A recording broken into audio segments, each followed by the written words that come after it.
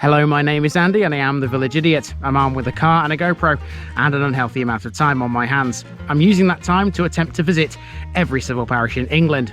You're watching the North East Lincolnshire series, centred around Grimsby and Cleethorpes along the Humber estuary. North East Lincolnshire has 21 civil parishes. Here's today's for you. Hello folks, welcome back to North East Lincolnshire. I have Nikki with me. Say hello, Nikki. Hello, and coffee. Nikki has a coffee. From a certain outlet. Other outlets are available. Yeah. I think people can tell where it's come from, Nikki. You can tell by the branding on it. Anyway, the important thing about that coffee is it came from that certain outlet, which is located in the boundaries of this one. Now, this is right on the Humber estuary, although you wouldn't know it because the village itself is sort of set back from the estuary. A very industrial area to the sort of north and east of this place, which I'm about to take you around in the car. After that, we'll have a walk around the parish of Great Cotes.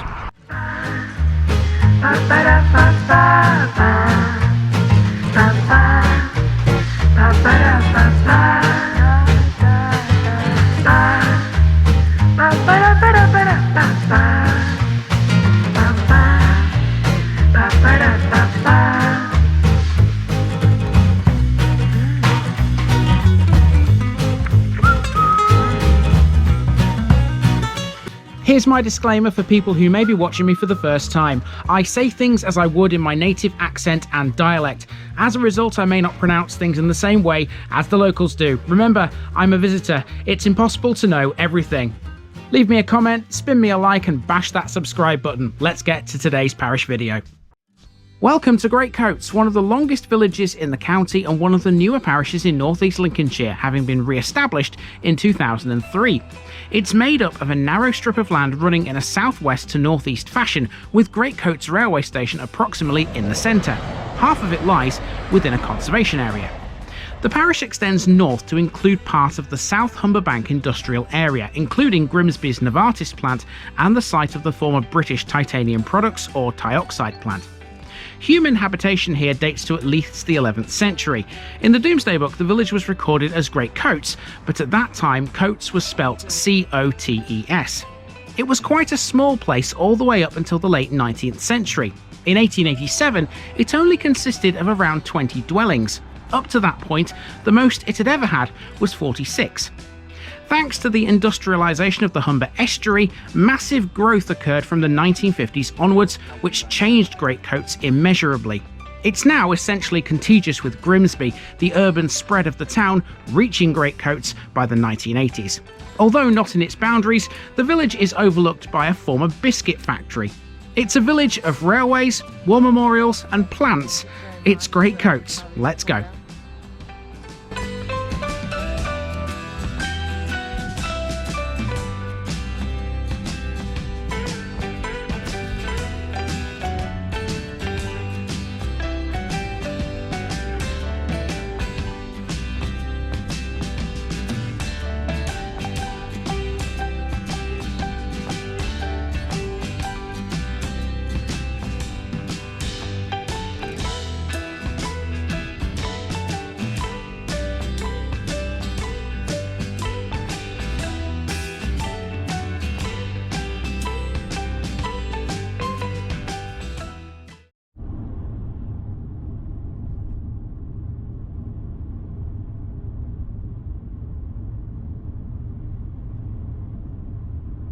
We begin our trip around Great Cotes in a massive industrial estate to the north of the village. This forms part of the hugely industrialised area on the South Humber Bank. It's no coincidence that we're following a learner driver. Part of it, the South Humberside Trading Estate, contains a DVLA test centre, Grimsby Coldwater. Did you note the level crossing we just went over? That was Pye White Road level crossing, the only one in Grimsby that has old wooden gates nowadays. Everywhere else there's barriers. The line is part of the Grimsby and Immingham Light Railway, which is a freight-only line, often used for diversions. There's much more than that up here though. We're now on Moody Lane, and even though you can't see much, keep your eyes to the right of the screen. In a few moments, we'll be passing the former site of British Titan Products, who made Tioxide, a brilliantly white pigment and whitening agent made from titanium dioxide. Again, keep your eyes to the right in this next section. A bit further up the road, although again it's not easy to see, is Grimsby's Novartis plant. Founded as Ciba, Novartis is a Swiss pharmaceutical corporation who are based in Basel, Switzerland and Cambridge, Massachusetts in the United States. It's one of the largest pharmaceutical companies in the world, manufacturing medications such as Chlorozil, Lamisil, and for a time they also made Ritalin. However, this site, which spans some 229 acres by the way, should by now not be making anything. In 2018, Novartis announced plans to withdraw from the South Humber Bank as part of a global shake-up of its operations. Unfortunately, nothing could be agreed to save the jobs of its 212 workers. Let's head into Great Cotes village now, and to do so we need to cross back over that railway line again and then the A180, Grimsby's main link to the motorway network. We'll be touching more on a tramway in future episodes which ran from Immingham Dock to Grimsby. It was called the Grimsby and Immingham Electric Railway. It used to have a station at Great Cotes, although no platforms ever existed, you literally had to board trackside. It closed in 1961 with the last cars running on the 1st of July.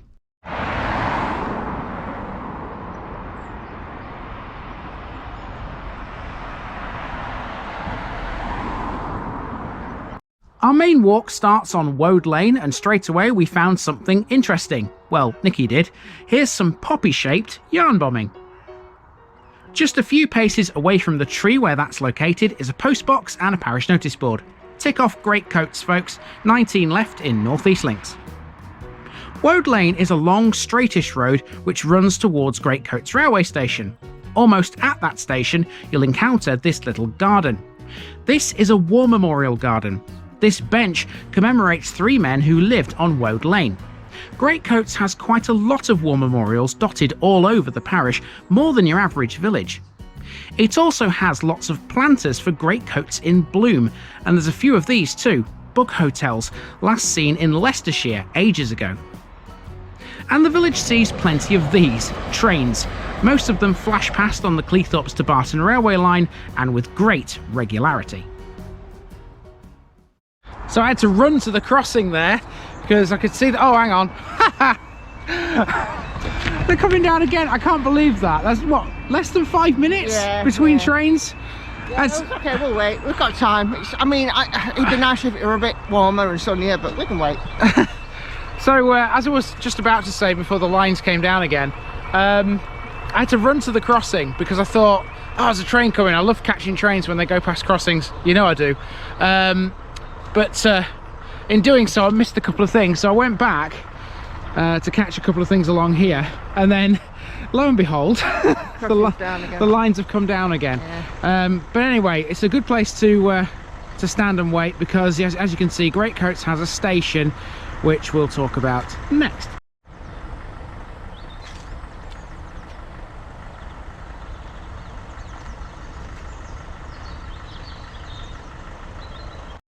Great Cotes Station was built by the Great Grimsby and Sheffield Junction Railway in 1848.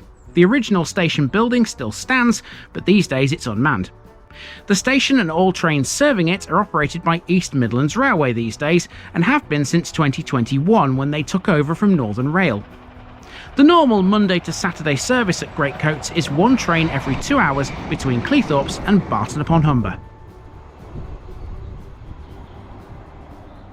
Once over the line, we're now onto a footpath which runs alongside it towards Osprey Drive, one of the areas of newer build properties in Great Cotes. At the end of Osprey Drive, we found this rather unusual planter that to us looked a bit like a small railway viaduct. We thought it was pretty unique. There were a few planters like this around too. How about this for a successful way of repurposing something, folks? I love it. Okay, next is the village hall, which is to the right here, up Cook's Lane. There's another war memorial thing there, look. A ladies' one. A ladies' one, indeed. You don't see very many of them. Let's have a quick look at this.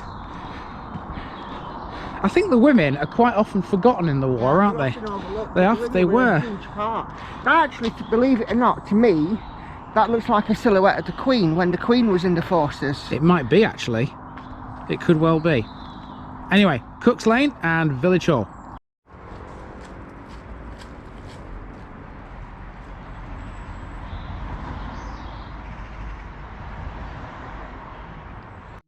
Great Cotes' village hall is quite a strange shape.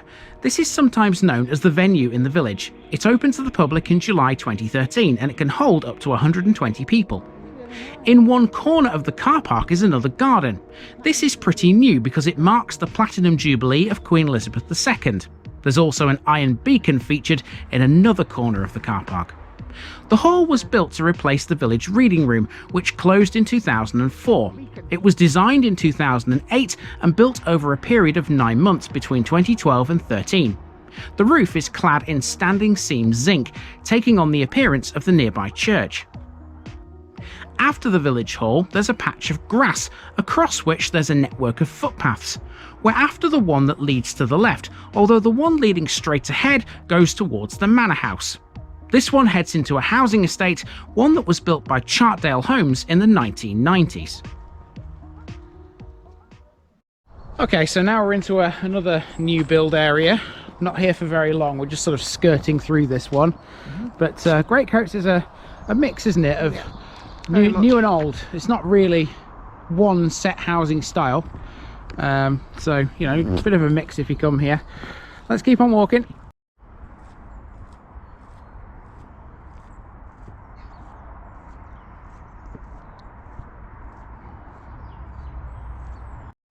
Walking through the estate will bring you to Old Road, on which there's a dairy farm and the village's former Wesleyan chapel, which is now a dwelling. At the end of the road is what we thought might once have been a school, but we weren't sure. Great Cotes used to have a national school built in 1872. Out onto Station Road, if you turn right, you'll be faced with these houses, church cottages, yet another area of modern housing. And now we're on Great Cotes Road. On here we find a bus stop. There are 5 services that call here. Destinations include Immingham, Grimsby and Barton upon Humber. This road is the A1136. It links Great Cotes to the A180 to the north and to Grimsby to the east. To the west, the next village over is Healing, hence the name of this cycle path, the Healing Pedalway. We're now outside the church, where we found a Commonwealth war grave, or rather, Nikki did. So Nikki has just found the Commonwealth war grave, and here it is, just in front of the church tower. Let's have a little look and see who it is. With an iron cross. An iron cross, okay. CMA, the Barrett pilot of Royal Air Force. Okay.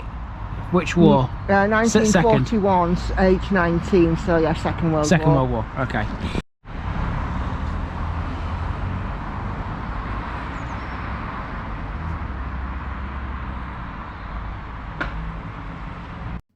Just before we had a look at the church, we made friends with a local dog who apparently likes chasing squirrels.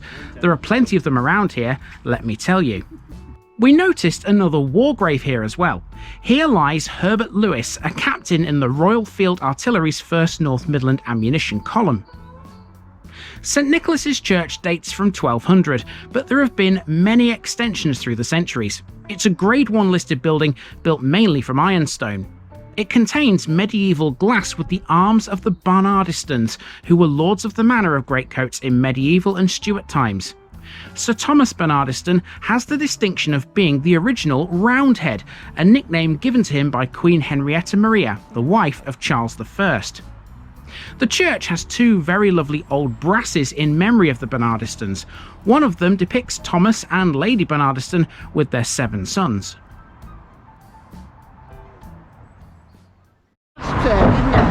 Let's ask the people of Great Cotes. We're just having a little bit of a cogitation as to what that house is there, right next to the church.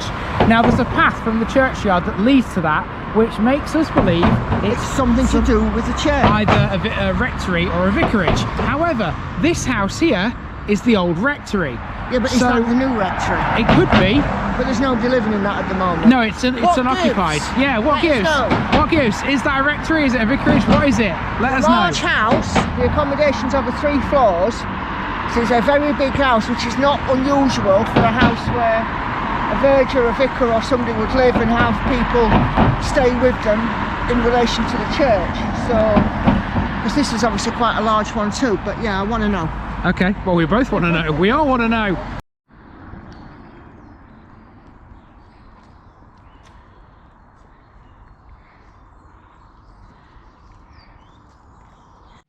Our last section takes us back through some more residential areas via Great Cotes Nursery School, where you'll find the main Village War Memorial.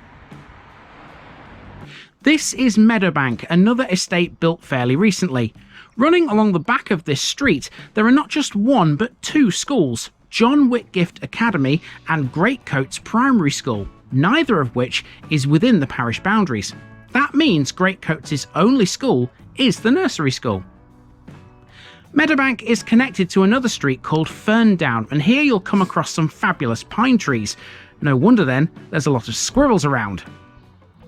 Where Ferndown meets Station Road is a religious building. This is Great Cotes' Christian Church of the Plymouth Brethren.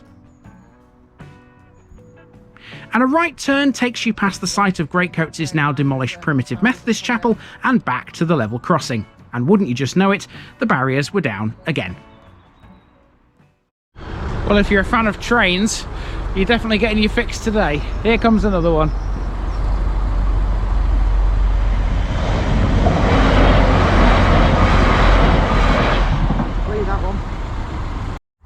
And in keeping with what we learned earlier, there wasn't just one train that flew past while we were here.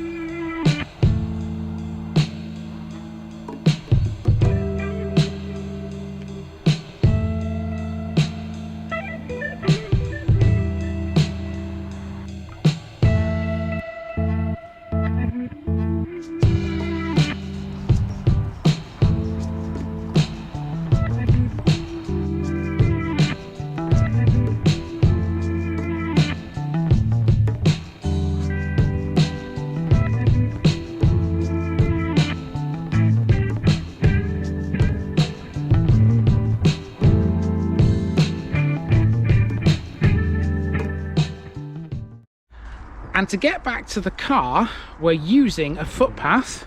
This one right here, this is off Newbury Avenue, and this is called Herbert Rollitt Way. And there's a bit here about Herbert Rollitt. Let's have a read. So Herbert Rollitt was former Great Cotes resident and considerably underrated North Lincolnshire landscape artist, becoming increasingly sought after by avid collectors of his work. He lived between 1872 and 1932. There's quite a bit about him here, so if you want to read about him, then feel free to pause the video and have a read of this. But we're going to use the footpath that's named in his honour and head back to the car. And that is the parish of Great Cotes, another one down in North East Lincolnshire. 19 to go now. And I do hope you've enjoyed this one. I know we have. We've seen plenty in this place that we didn't expect. It's all about detail sometimes. You know, you walk around, you think, oh, this looks normal, this looks sort of bang average, but not if you know where to look. And even if you don't know where to look, if you just look that little bit harder, you will find odd little bits. Like that, for example, because I didn't know that was a thing until we turned onto this footpath. That just goes to show how easy it is to miss stuff. Right, I've been Andy, also known as the Village Idiot. This has been the parish of Great Cotes, and I'm out.